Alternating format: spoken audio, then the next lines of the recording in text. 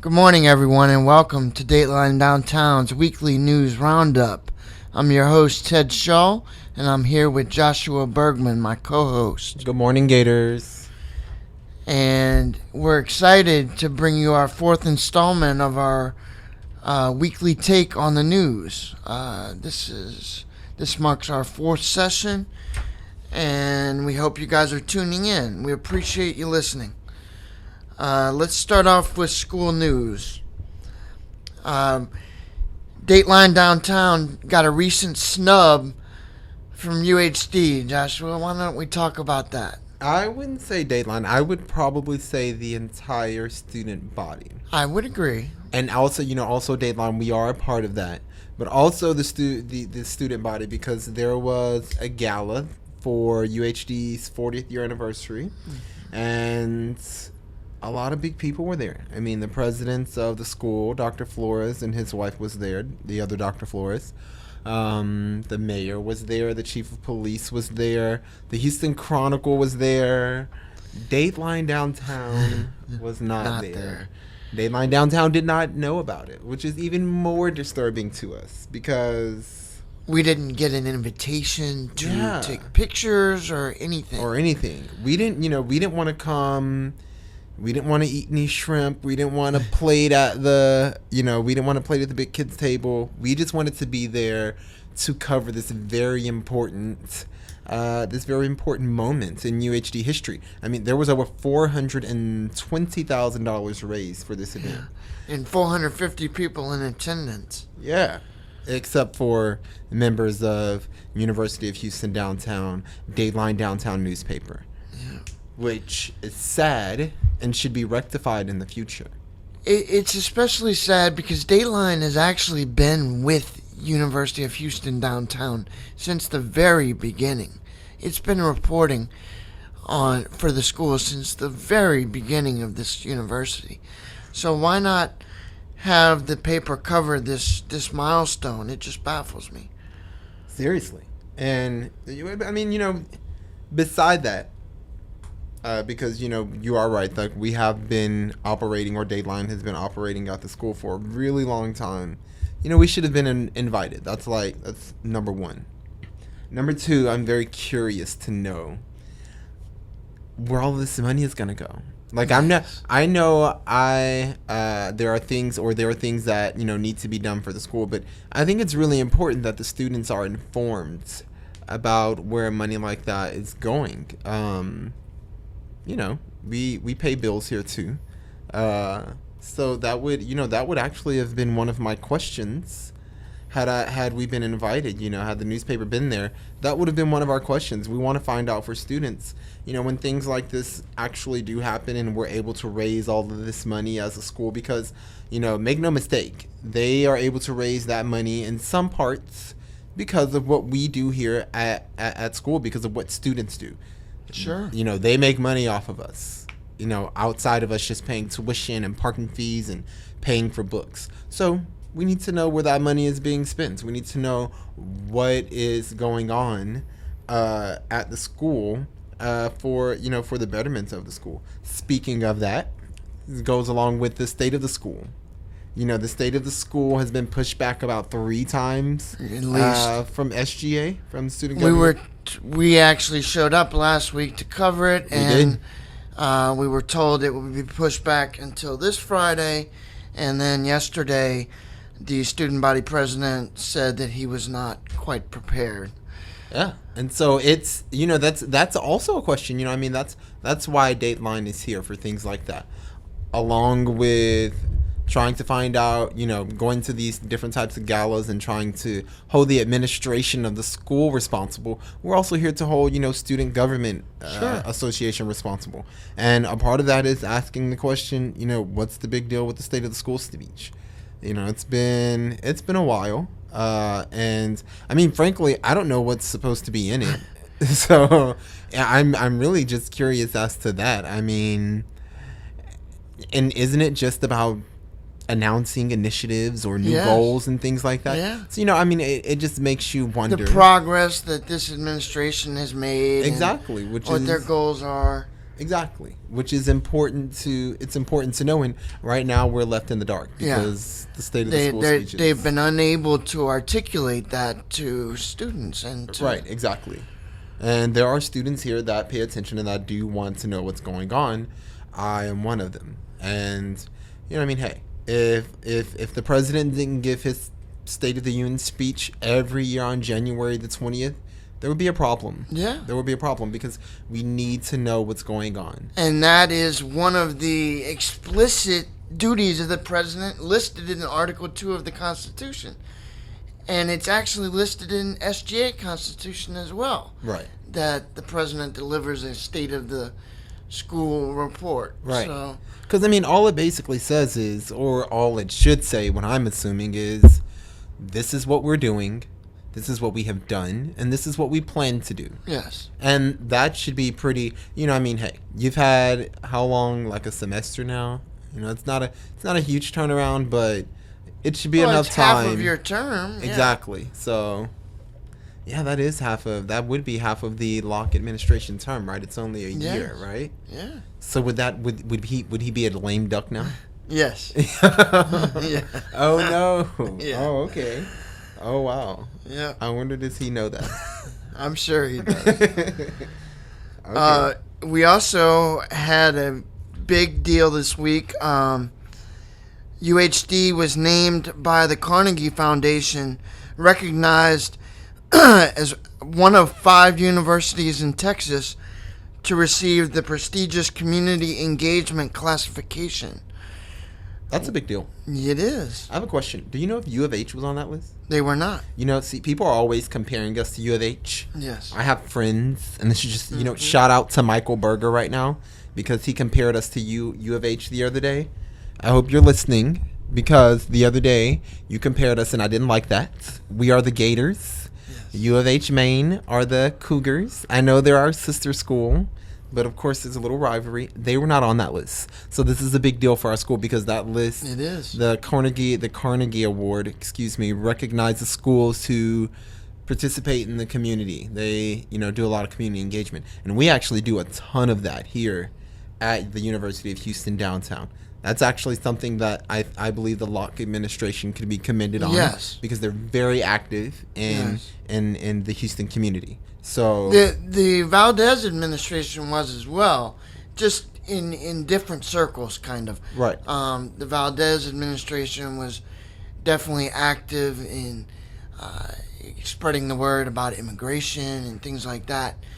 Locke administration just has different priorities, but they're all involved. Right. And UH Maine, I guess it benefits us being downtown. We do have homeless populations nearby. Exactly. We are able to engage. Not only that, we're right here on the bayou. Yeah. We do a lot of cleaning up. It does seem like U of H Maine is it's definitely a research oriented institution. Right. Whereas this institution is more dedicated to hands-on learning. Right. Exactly. Active participation. And you know what? That actually goes in line with what the school is trying to do right now with this new community engagement QEP. It's about having students work in the community to better the community, all the while trying to better their education as far as it comes to writing. So we have a long-standing history of being a school that's in the community, and it's really cool that we have been recognized by the Carnegie Foundation.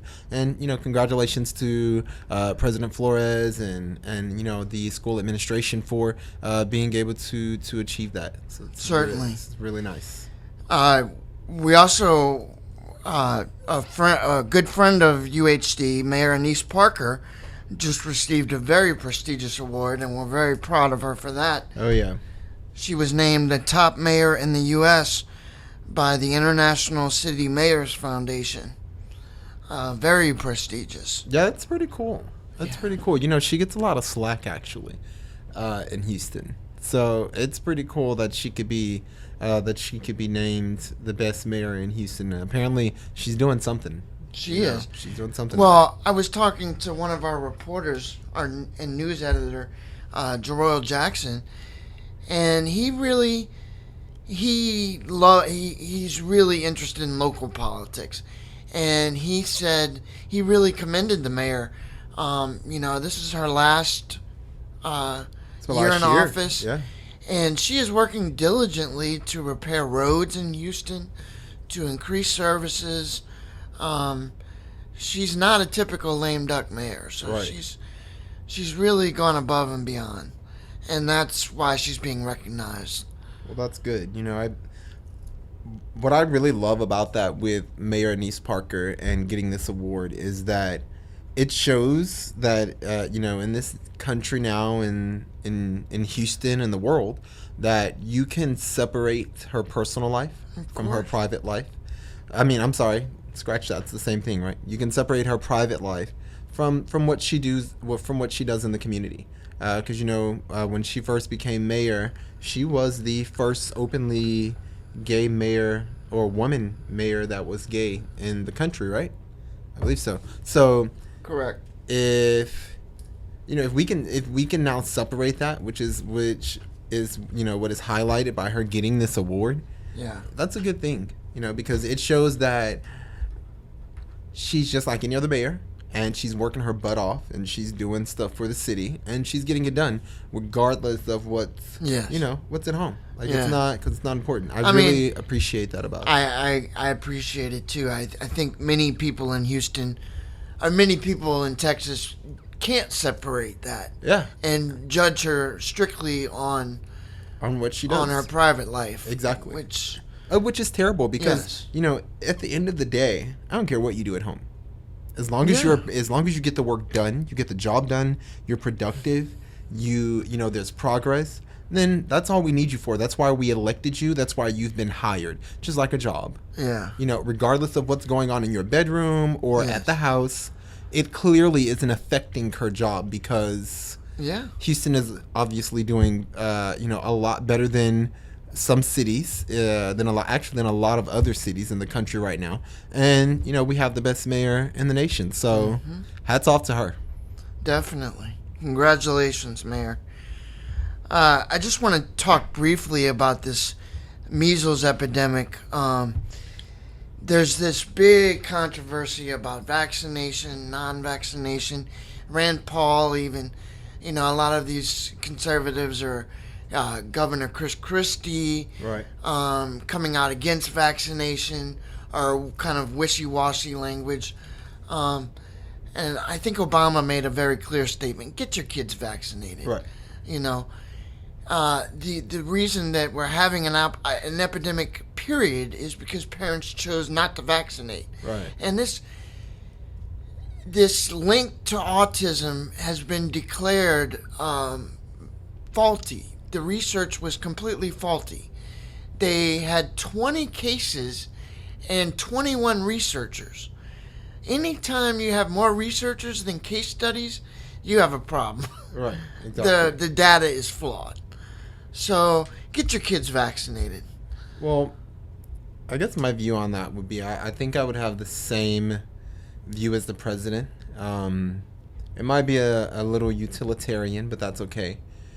Because I believe you have to take a historical perspective when considering it. Because if you take the amount of kids that have been vaccinated, since vaccinations begin, whenever, for measles, and you take that number and you compare it to the number that have been vaccinated and have gotten autism, or have gotten any type of medical defect from getting the vaccination, I believe that you would see that the number of kids that got the vaccinations that were completely okay far outweighs the number of children that got vaccinations and maybe something happened, some kind of reaction from the vaccination.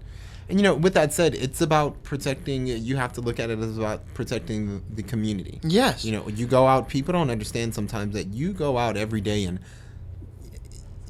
something that you do could possibly make someone sick, whether it's coughing in your hand, not washing your hands after you go to the restroom, whatever. There are myriad reasons as to why you can get sick. So if getting your kid vaccinated would, diminish the number of measles cases that we have in the United States, then get them vaccinated. It's a public what health issue. Exactly. Yes. It's not about.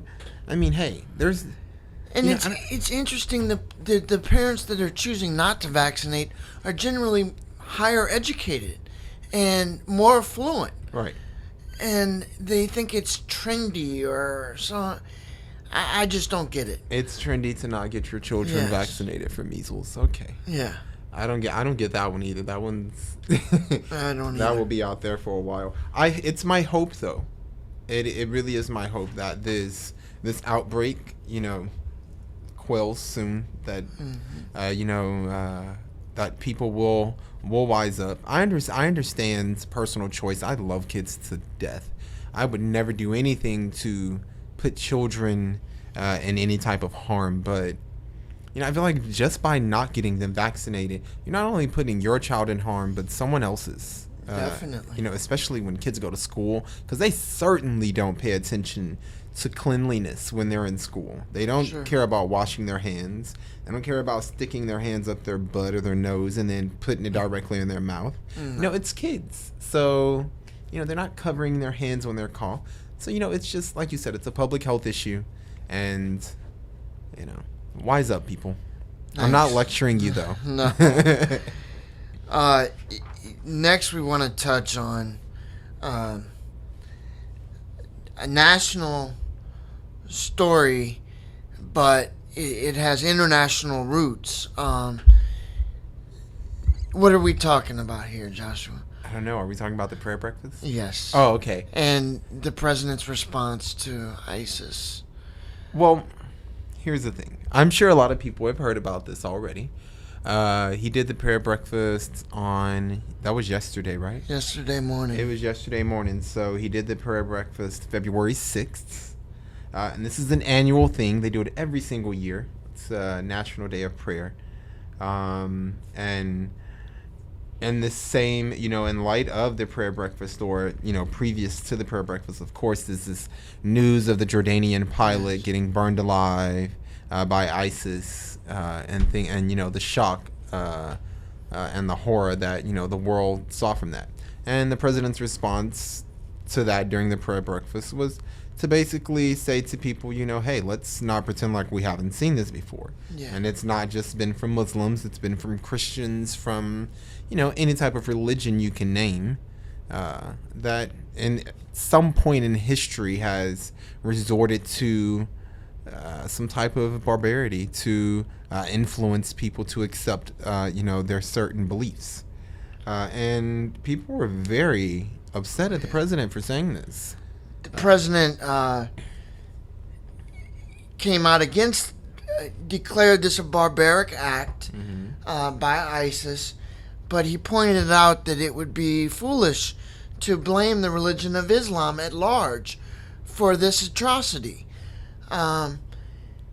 He said that this kind of brutality is neither a Muslim creation nor is it foreign to us as Americans. Exactly. And Fox News and many people who hate the president already just took this and ran with it. Yeah. And, I mean, that's natural, though. Yes. It's natural for them to do that.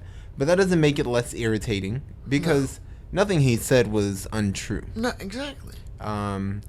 I believe this is that line that Americans cross when it comes to arrogance and things like that.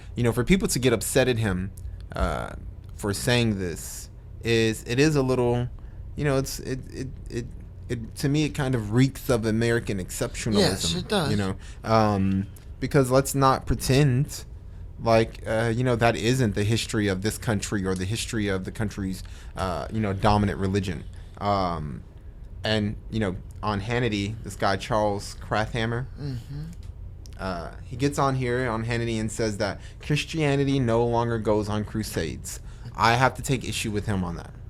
Please. Because we may not go on crusades that are violent in some respects. Anymore. Christianity may not have crusades where they kill people anymore, but there are still today forms of crusades going on. I'd say Christianity's fight against gay marriage or equal marrying rights. That's a crusade in itself.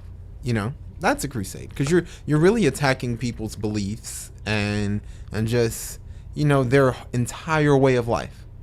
That's a crusade in itself because I guarantee you, if some Christian leaders in this country had the choice, they would completely stamp out this whole. It wouldn't even be an issue, of gay marriage. To them, there would be no gay marriage. There's no such thing. That's a crusade in itself. You could say there's a crusade against abortion. Against immigration. So there are all these things that it's important, like the president said. It's about self-reflection, and it's important that we as people, also as Americans, do that often because we're not perfect, and that's what happens with with some of these extremists that attack us all the time. It's not, some of it isn't, they're not attacking us because of our actions. It's just the way we do things, or because of our just because of our basic beliefs, because sometimes as Americans we believe that we're better than anyone else. Well, that is the number one sentiment when you go to other countries and people take exception with Americans, the so-called ugly American, right? That stereotype that it's okay for us to do it, but it's not okay for you. Exactly. American exceptionalism. And that's a problem. I'm telling you, I would be pissed off if I was in one of these, if I was a citizen of one of these other countries, and I would see America. It's like the big bully on the playground. Yeah. Eventually, no one's gonna like that person. No, I took exception, particularly with one of Charles Krauthammer's remarks. He said that Obama's remarks were banal and offensive, forcing us to remember the Crusades. He said the Crusades are over, and he said there needs to be a change in Islam. And I think Hannity said that the president's remarks were dangerous. Right. I believe that remark is dangerous, because that is equating this to a war of Christianity against Islam, right? A war of civilizations. And right now, because of this offensive act by ISIS, we are seeing more and more unity with the United States and other Islamic countries than we have seen since this fight began. And we need more and more of that. Right. We don't need a war against Islam. We don't need America saying Islam needs to be changed. And how do you, in this day and age, how do you go to war against a religion? Of course. How can you honestly go to war with a religion? That is something that is beyond me, because you're grouping millions, if not billions, of people into who all have different interpretations. Exactly, just like Christians. Yes, there are different branches of Christianity. There are different views about Christianity. Muslims have the same thing about their religion. They have different interpretations of the Quran. There are, different interpretations of just the basic moral beliefs and the basic mores of Islam. So, it's the same. I think we need to all realize that and come to accept that it's reality. There are always going to be people that are extremists, whether it's in Islam or Christianity. And, honestly, the president didn't even have to go back as far as the Crusades. No. He could have said Oklahoma City. Yes. Or something like that. I was a Christian dude. I was a Christian white guy. And it had, so come on, he killed tons of people, children, families. Mm-hmm. So it's apples and oranges, Yeah.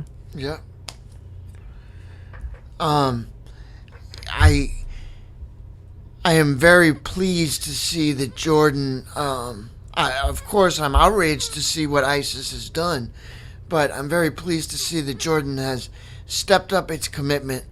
And the father of this this killed hostage of ISIS said that he would give his other son in this battle against ISIS, whereas previously, prior to this, he had been against the war, against Jordan's involvement.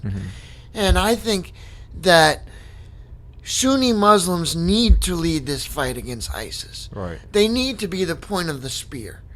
That's how it's always been, though. Yes. And, throughout history, that's how it's always been. When, Yeah. when Muslims aren't fighting each other, they're fighting people on the outside. In history, they're fighting each other, they're fighting Christians. Yeah. So, they've come to a point now, again, where they've begun to fight each other. And Jordan has it's joined the fray and stepped up its efforts, which is good. That's good. It's something that is great for the region. Yes. Geopolitical participation and things like that, collaboration between different nation states is great for that region, because it doesn't always need to be the U.S. Yeah. with the biggest footprints Yeah.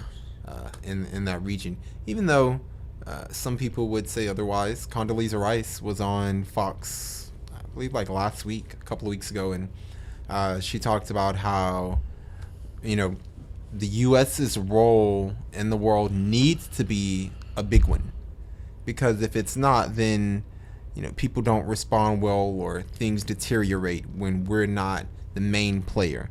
I love Condoleezza Rice. Yeah. But I don't know if that's not... Americans get tired of that. Yes. We don't want to always be in the middle of other people's crap. It's... if we didn't have so many interests, that wouldn't be a problem, but... I heard a very interesting interpretation. NPR had the Jordanian foreign minister on, interviewing him, and he said, the reason that ISIS exists is because of America's war against Saddam Hussein and against Iraq. That is what caused ISIS to form. So America has a responsibility here. I mean, how big should our responsibility be? I mean, if we, the president was criticized because when he first came into office, he was absolutely against the last surge that we did in Iraq and Afghanistan. Yes. And that's because Americans were tired of being there. We've been there for so long. So how big is our responsibility? We were really supposed to go over there and just kind of take out the people who, executed 9/11. Of course, we were in the wrong place. But, that's neither here nor there now. Well, I think America's responsibility is more of a providing intelligence and supportive role with countries like Jordan and Turkey and others on the front lines. Right. But I do think America has a role. I guess I can see that. But it's hard. It's hard for Americans to try and come in these countries, especially if you take like a country like Iraq into consideration. Before 9/11 and before the war with Iraq, or before it was over, Iraq had never had a democratic government. So for us to go there and completely destroy its government, because that's what happened when we took down Saddam Hussein, whether we liked him there or not, he provided stability in Iraq. Exactly. But for us to go there and completely destroy it and then expect them to rebuild and to have a democratic government is it's foolish. Really, it's ignorant. It's a fantasy. It's negligence. Yeah. Yes. So, but that things like that puts us at a greater responsibility than we should have been. And that's kind of like the whole problem with Iraq. Yes. You look at people like Saddam Hussein and you say, well, how bad was he? Yes. Because now, before there was no ISIS. Before Saddam Hussein, Yes. there was no ISIS. Now there's an ISIS. Yeah. They are burning people in cages. They're being very draconian in their tactics. But I'm not saying that Saddam Hussein was a good person, but Saddam Hussein provided stability, and overall, that is what the U.S. wants. That is what we need. It provided stability in the region against Iran, especially, which we certainly don't have now. Right. And puts us in a much more dangerous position. Exactly. So, it's, our responsibility in the region is always great. Like you said, some of that is of our own making. Yes. So, in the future, though, it's going to be very interesting to see, how this plays out, because ISIS is new, but it isn't. It's always there's always been some form of ISIS, whether it's Al Qaeda. You can go back a long time. There's always been some form of ISIS. So we'll see. We'll see what happens in the future in this region. But some of it is predictable. So but who knows? Well, that's all we have for this week. Just want to thank you guys for listening, and stay tuned for next week. Yeah, you guys have a good weekend, and happy studies. This is like next week should be the first week of everyone's testing. So after you listen to the Dateline Downtown podcast, go back to studying. Yeah. Go Gators.